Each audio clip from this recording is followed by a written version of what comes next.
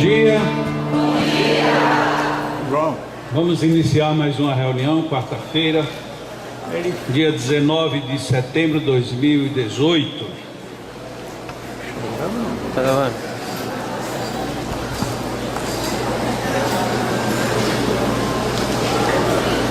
Vou ler aqui uma questão do Livro dos Espíritos, na segunda parte, capítulo 7, da volta do Espírito à vida corporal. Questão 341. Na incerteza em que se vê, quanto às eventualidades do seu trajeto, nas provas que vai mergulhar na vida, tem o espírito uma causa de ansiedade antes de sua reencarnação? De ansiedade bem grande, pois que as provas de sua existência o retardarão ou farão avançar, conforme as suporte.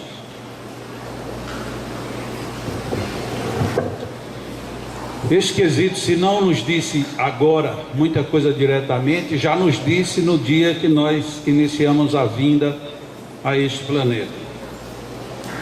É óbvio que se a gente não crê na possibilidade da continuidade da vida, para as pessoas que pensam que surgiram como espíritos no dia do nascimento físico e que depois que morrerem não terão mais vida continuada, esse estudo todo ele fica um tanto quanto superficial.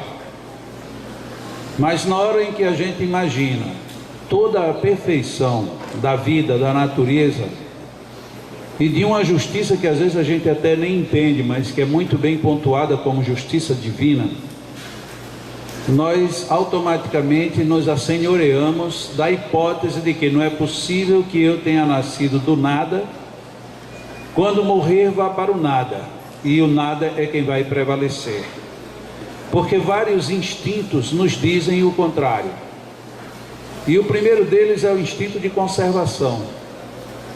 Quando nós queremos continuar vivos, a despeito das dificuldades da vida, isto está sinalizando que nós só queremos isto porque temos uma noção de continuidade. Eu sei que amanhã será um prolongamento do hoje, porque eu já vivi o ontem e sei que o hoje foi o resultado do ontem. E isto sem qualquer aspecto filosófico, e sim meramente existencial. E quando a gente começa a fazer as interconexões entre a vida e o viver, entre a nossa vida e as vidas nas quais nós nos movemos, nós percebemos nitidamente que seria quase que irracional imaginar que nós somos uma flor única naquilo que nós gostaríamos que fosse um jardim. É preciso que a gente pense seriamente sobre a hipótese de que eu já existi e de que eu continuarei existindo. Porque aí sim, já entrando dentro de algumas teorias técnico-científicas, se não tivéssemos a forma de registrar as existências anteriores nas que se desenrolam a partir daí, dificilmente teríamos convencimento do avanço de uma forma geral da humanidade. Quando hoje nós vemos as crianças e dizemos essas crianças parece que já nasceram com um celular na mão, é porque essas crianças hoje elas já vêm com uma aptidão muito alta. E de onde veio essa aptidão se não existe nada antes do nascimento? Não é porque lá em casa todo mundo tem um celular, todo mundo tem um videogame, um jogo, tem alguma coisa, e as crianças por instinto já vêm preparadas para isso. Ainda que isto responda a uma boa parte do questionamento, a outra parte fica sem solução, se não houver um passado. No passado nós acumulamos uma série enorme de conhecimentos, guardamos por outro lado vários pontos de conexão com o que a gente desenvolve hoje, e obviamente sabendo da liberdade que nós temos quando estamos desencarnados, e percebemos que estamos ali perambulando nos processos de reinício de tomada de corpo. em que agora podemos comparar uma liberdade quase que plena a uma condição quase que totalmente restrita, e isso gera apreensão. Então, toda essa digressão para que a gente perceba que é preciso pensar na ideia, ainda que alguns possam não querer se debruçar sobre o assunto. Recebi esta semana um desses posts que viralizam na internet, uma frasezinha que a pessoa diz assim: nossa, eu gosto tanto de ficar na minha cama que eu acho que na outra encarnação eu era lençol. Quando a gente vê mesmo num tom de brincadeira uma citação desta, a gente começa a perceber que nós, enquanto humanidade, nós já estamos nos acostumando com a ideia de ancestralidade e, portanto, de continuidade. Porque é muito difícil a gente entender certas coisas, principalmente quando aparentemente não há conexão. Tem pessoas que nascem e são muito semelhantes às atitudes dos pais. Mas às vezes nas mesmas famílias que têm pessoas muito parecidas, aparece uma que não tem aparentemente nenhuma conexão. E de onde vem esta desconexão? Foi um acaso? A primeira coisa que pensa quando materializamos muito o raciocínio é que houve uma troca na maternidade. Porque a gente acha estranho, porque o nosso universo está circunscrito a uma única existência. Mas quando nós começamos a remontar, e se nós entrarmos pela filosofia espírita, nós vamos perceber que as nossas relações, elas não só vêm de muito longe, como ainda por cima elas não vêm dentro do mesmo diapasão. É mais ou menos como um instrumento musical. É necessário que no instrumento tenham várias notas para que se possibilite fazer vários acordes e se tirar vários tipos de sons. Porque um instrumento que tem uma única corda e sem a possibilidade de variação sonora, isso não é coisa nenhuma. Tanto é que quando a gente está num lugar que tem alguém batendo num único ponto e repetindo, ainda que seja um trabalhador, por exemplo, dando uma picaretada num ferro, a gente escuta, sabe que é um ferro sobre ferro. Ele continua, daqui a pouco a gente acha que já está demais, chega uma hora que aquilo passa do limite. E por que isso acontece? Exatamente por conta dessa homogeneidade que aparentemente é infrutífera. Enquanto que se você pega a batida de uma marreta no ferro, alguém bate numa madeira e o outro vai e solfeja uma harpa de qualquer coisa, ou um assobio, a gente já começa a perceber uma harmonia. É necessário ter esse entendimento de harmonia para que a gente seja harmônico. Então, quando a gente pensa na hipótese de que eu nasci só, vou viver só e vou morrer e vou apagar, é exatamente você estar se imaginando sendo uma orquestra de um único instrumento com uma única nota e sem poder trocá-la por mais coisa nenhuma. As possibilidades da reencarnação, elas nos abrem muitos universos para muitas respostas. E principalmente estas: de onde vêm as nossas similitudes, de onde vêm os nossos disparates, de onde vêm as nossas tendências e de onde vêm as nossas habilidades ou falta delas. De onde e onde é que se origina tudo isso? Não pode ter sido numa simples encarnação, porque quando a gente vê, por exemplo, dois gêmeos univitelinos, se parecem absolutamente tudo, menos na função psíquica. Termina, um gosta de uma coisa, outro gosta de outra. Um implica com um por uma coisa, enquanto o outro implica por outro motivo.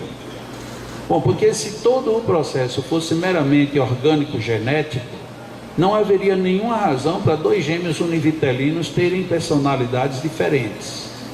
E ao contrário disso, a gente chega a ver, hoje já não é tão divulgado, já não tem tanto, mas há mais ou menos 20 anos, há 2 décadas, tinha um par de 2 meninas chipóforas, que elas só não dividiam praticamente a cabeça, o resto tudo era dividido. E elas não conseguiram fazer a separação, tamanha a relação íntima dos órgãos, era impossível simplesmente separar uma da outra. E numa das reportagens que passou num desses canais, tipo History ou alguma coisa parecida, uma dizia: a gente só não briga mais porque não dá, porque na hora que eu machuco ela, eu me machuco. Eu não posso bater nela, porque para eu bater nela, eu estou batendo em mim mesmo. Ah, mas a gente xinga demais. Eu gosto de dormir muito e ela não gosta de dormir. Olha que problema. Mas olha, se vocês agora já não são mais nem gêmeas, vocês são chipófagas, você tem o mesmo corpo. E nem assim a gente consegue ser igual. De onde vem essa diferença? Não pode ser genética, a causa genética desaparece. Tem uma causa ancestral. E é exatamente em cima dessa motivação, da reflexão, dentro do que nós já temos, é que nós podemos pensar agora quando ainda estamos do lado de lá. E aí a pergunta de Allan Kardec foi extremamente bem feita. Quando uma pessoa vai nascer, será que ela tem algum constrangimento no mundo espiritual?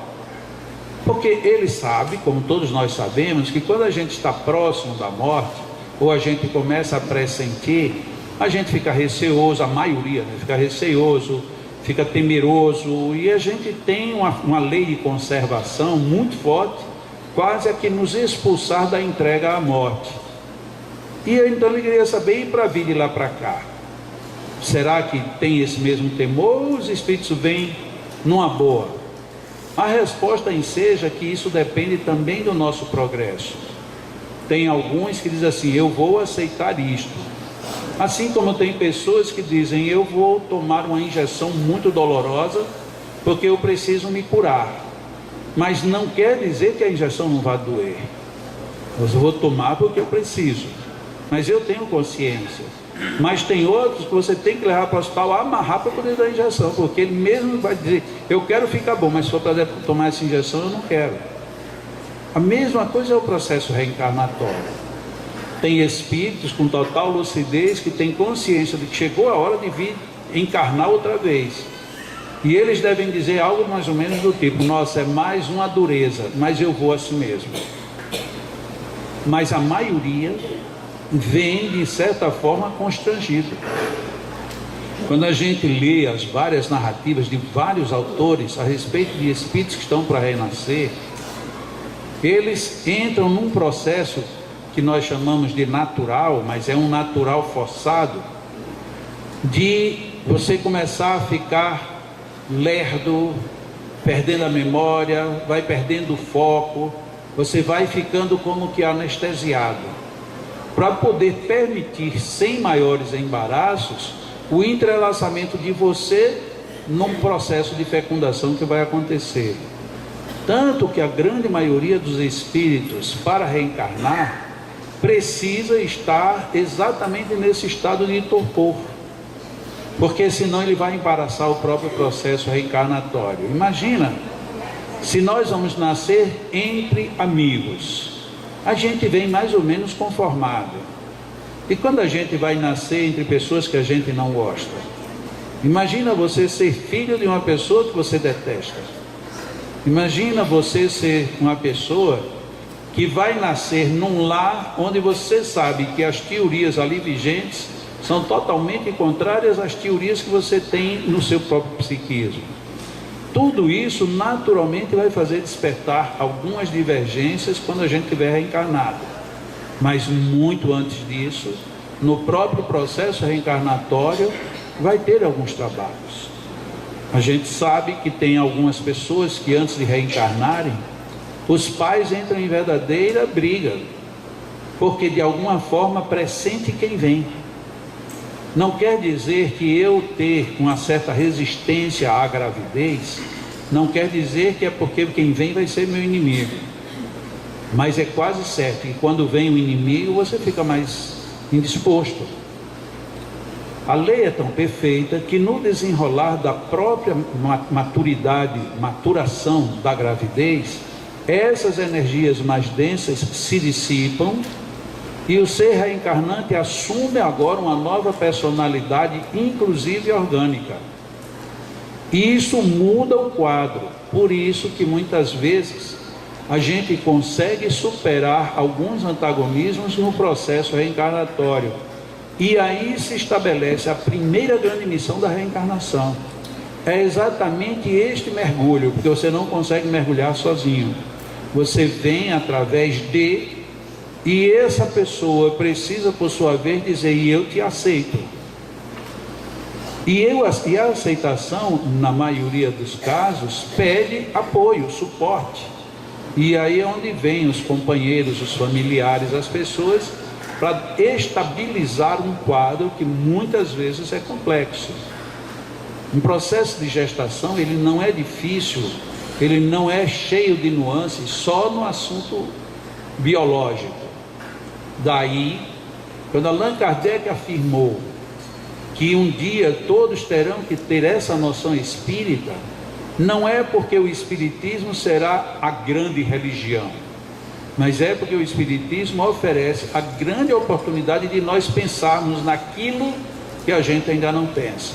E para encerrar, a gente dificilmente pensa como é que se dá esse processo de vinda. E dessa forma a gente tem muitos descuidos. A gente se preocupa muito que venha saudável, que venha homem, que venha mulher, e fechamos as portas para outras possibilidades. E quando somos surpreendidos, nos traumatizamos e passamos os traumas, inclusive, para os que vieram. Tudo isso é muito complexo. Hoje a gente já tem uma psicologia, uma psicanálise que nos favorece a ter que pensar isto, mas a gente ainda está pensando isso de uma forma muito física e muito pouco psíquica, muito pouco espiritual. E aí haja distorções na vida de todo mundo. E o outro ponto, na hora da desencarnação. As pessoas desencarnam e a gente chora a saudade, mas raramente alguém se preocupa com as energéticas que estão ali envolvidas dentro do processo. A gente se preocupa tanto em reter, que não nos lembramos o que isso pode acarretar para quem está querendo sair. Porque nem todo mundo quer sair, mas a maioria não quer ficar presa no corpo. E o nosso afã muitas vezes provoca isto, dizendo nitidamente: nós nunca pensamos nem no nascimento, nem no decesso. E isso gera traumas terríveis.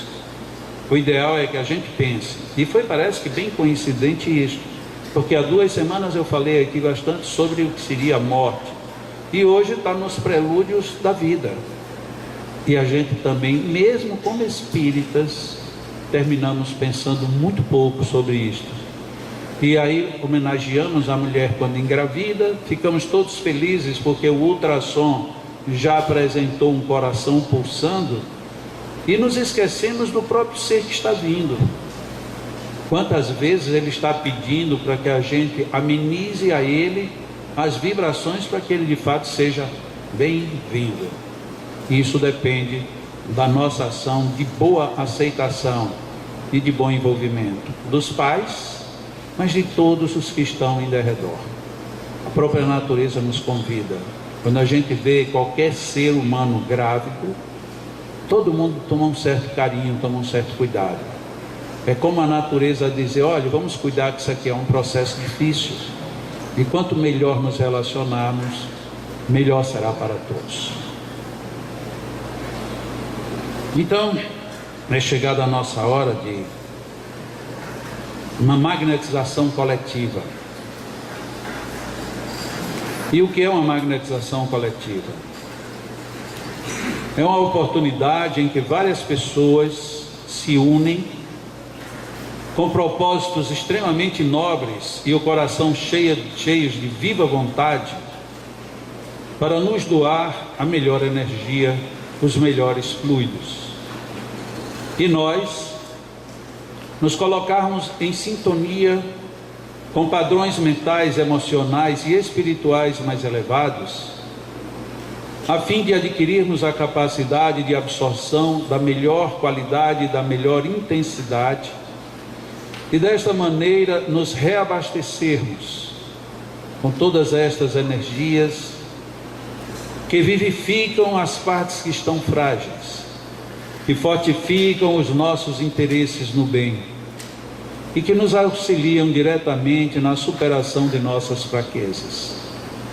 Portanto, este momento de magnetismo coletivo é um momento muito precioso, em que nós podemos estabelecer esta relação de uma maneira bem direta com os planos superiores, com os níveis mais altos das consciências que nos orientam, nos acompanham, nos protegem.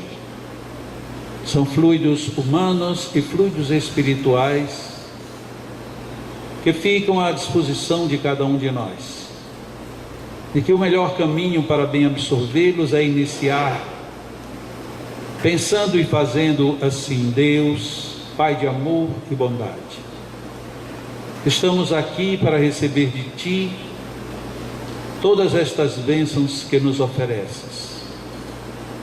Queremos ter e manter abertos o coração e a mente para absorvermos melhor tudo isto que nos chega neste momento.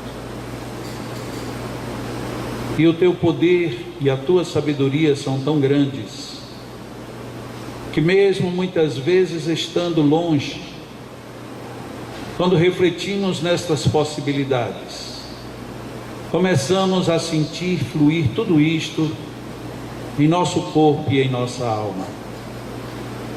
Mas se aqui estamos, podemos usufruir de forma ainda mais direta, permitindo que todos estes fluidos e estas energias cumpram em nós o melhor papel a que estão destinadas. Mas como asseverou Jesus, vai, caminha, anda, que a tua fé te cura. É preciso que nós tomemos a decisão de pôr as mãos no arado, trabalharmos o solo de nossas almas, pedirmos o calor que vem do alto e nos abrirmos para que tudo isto fertilize os nossos bons sentimentos. Deus, Senhor, és conosco sempre, que saibamos ter a Tua presença em nós. Senhor, muitas vezes quando algo não entendemos, é porque usas uma linguagem mais forte, a fim de que despertemos para a verdadeira vida. Portanto, dá-nos sabedoria para perceber, distinguir e entender. E na conclusão disso, aceitar e aproveitar bem tudo o que nos envias. Vida maravilhosa, esplendor que é viver, seja tudo isto a cada instante muito bem aproveitado no nosso dia a dia, nos nossos pensamentos e em nossas atitudes. Que tenhamos a consciência do trabalho enorme que foi o nosso regresso à carne. Valorizemos isto, valorizemos o trabalho daqueles que se empenharam e se empenham para que estejamos bem, e façamos por onde estarmos bem. Os nossos magnetizadores doam as suas energias, e é uma doação monumental. São muitos fluidos, são muitas energias que partem e que os espíritos também aproveitam para socorrer a todos nós, assim como outras entidades desencarnadas que vêm ao nosso ambiente para igualmente serem socorridas. É um trabalho tão grande, é de um esplendor tão profundo, que as palavras são por demais pobres para descrever todo o cenário. É uma fusão de energias, luzes, intensidades, cores, tudo isto acontecendo em redor de cada um de nós, em redor de todos os que, acreditando, absorvemos o melhor destes fluidos. É preciso que inspiremos profundamente, retendo em nós todos esses benefícios, e expiremos com gratidão. E que ao inspirarmos novamente, imaginemos que se adentra no nosso corpo e na nossa alma toda uma renovação de energias que nos predispõe às grandes conquistas da alma. E inspiremos mais uma vez, fortalecendo o nosso corpo, fortalecendo as nossas decisões do bem, fortalecendo-nos para a vida. Nos entreguemos na confiança e na certeza de que estamos sendo bem envolvidos.